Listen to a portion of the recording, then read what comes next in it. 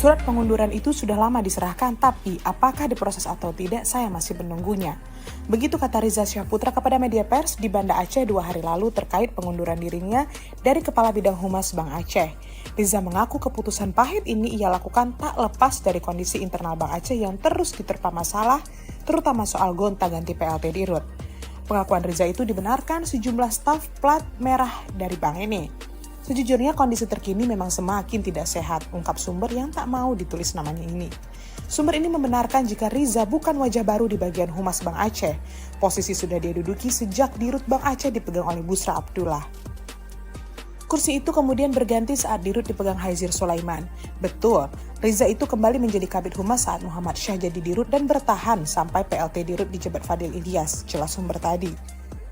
Sementara itu, Riza membenarkan jika dirinya telah mundur dari jabatan Kabid Humas Bank Aceh. Namun, mengenai